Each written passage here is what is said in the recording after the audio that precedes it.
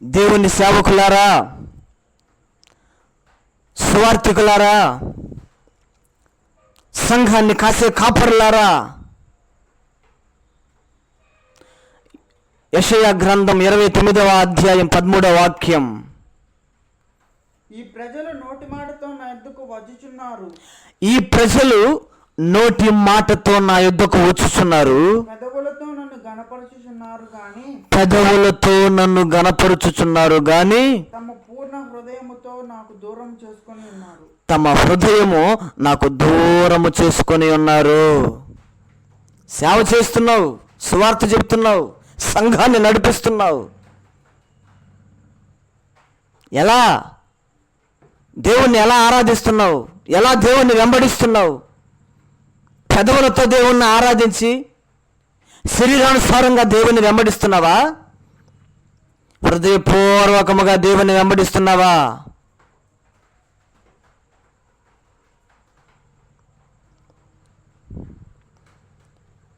ద్వితీయోపదేశకాండ 30వ అధ్యాయం 2వ వాక్యం. దేవుడు ఏం చెప్పాడు?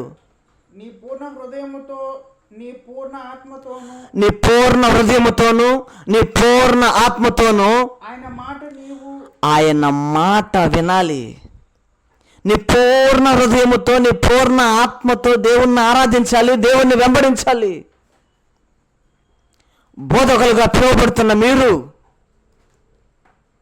పూర్ణ హృదయముతో దేవుణ్ణి వెంబడిస్తున్నారా? దేవుణ్ణి ఆరాధిస్తున్నారా? లేకపోతే బోధించు వారు మట్టుకే మీరుండి అందరికేమో నీతి వాక్యాలు చెప్తారు, బాగుండాలి, నీతిగా బ్రతకాలి, యథార్థంగా బ్రతకాలి, మనం పరలోకానికి వెళ్ళాలంటే పరిశుద్ధంగా బ్రతకాలని మీరు చెప్తారు, కానీ మరి మీరు బ్రతుకుతున్నారా? బోధకులారా, మీరు అనుకోవచ్చు, పూర్ణ హృదయంతో దేవుణ్ణి వెంబడించకపోతే ఏమవుతుంది? పూర్ణ హృదయంతో దేవుణ్ణి ఆరాధించకపోతే ఏమైనా కొంపలు కొల్లేరైపోతాయా? కుటుంబాలు నాశనం అయిపోతాయా? రాజ్యాలు ఏమైనా కూలిపోతాయా? ఏం జరుగుద్ది పూర్ణ హృదయంతో ఆరాధించకపోతే? మత్తయి సువార్త 10వ అధ్యాయం 37వ వాక్యం. కోట విస్తారమే గాని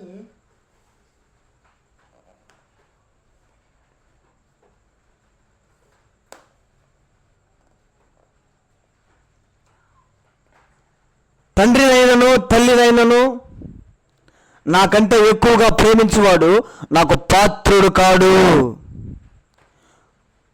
కుమారునైనను కుమార్తెనైనను నాకంటే ఎక్కువగా ప్రేమించినను నాకు పాత్రుడు కాడు. తన సిలువను ఎత్తుకొని నన్ను వెంబడించువాడు నాకు పాత్రుడు. హృదయపూర్వకంగా ఆరాధించకపోతే ఏమవుతుంది?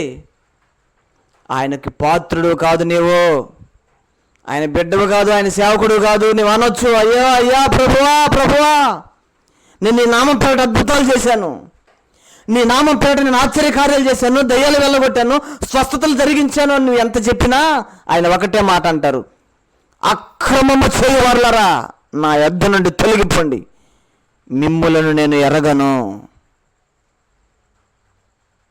బోధకులారా జాగ్రత్త, నీ బోధ జాగ్రత్త.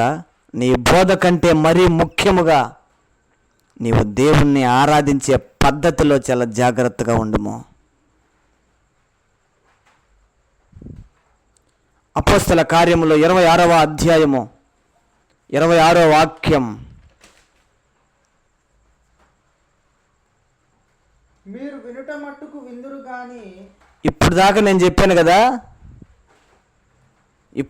చెప్పాను కదా, అబ్బా ఇక ఈ ఒక్క చిన్న మెసేజ్తోనే ఇక మీ జీవితాలు మారిపోయి, మీ మనసులు మారిపోయి, మీకు పశ్చాత్తాపం కలిగిపోయి, అయ్యో నాయనా ప్రభువా నిజమే, నేను నోటి మాటతో నిన్ను ఆరాధిస్తున్నాను, పెదవులతో నిన్ను గణపరుస్తున్నాను, కానీ హృదయపూర్వకంగా నిన్ను ఆరాధించట్లేదయ్యా అని నువ్వు పశ్చాత్తాప పడిపోయి కన్నీళ్ళు గట్టవటం కార్చేసి ఇప్పటికిప్పటికి మోకాలేసి కూర్చుంటావు అనుకుంటున్నావా? పొరపాటున జరగదు. చదువు ఆ మాట. అపోస్తల కార్యాలు 26వ అధ్యాయం 26వ వాక్యం. మీరు వినుట మట్టుకు విందురు గాని గ్రహించరు. అసలు వింటారు, గ్రహించరు. చూచుట కానీ చూచుట మట్టుకు చూసేదరు కానీ కాననే కానరు. మీకు అసలు కనపడదు. జాగ్రత్త. దేవునికి పాత్రుడుగా నువ్వు ఉండాలి అని అంటే సమస్తాన్ని విడిచిపెట్టి ఆయన సిలువను ఎత్తుకొని హృదయపూర్వకముగా ఆయన ఆరాధించు. నోటి మాటతో కాదు, పెదవులతో కాదు, హృదయపూర్వకంగా దేవుని గణపరచు. నీ సేవ విస్తరించబడుతుంది.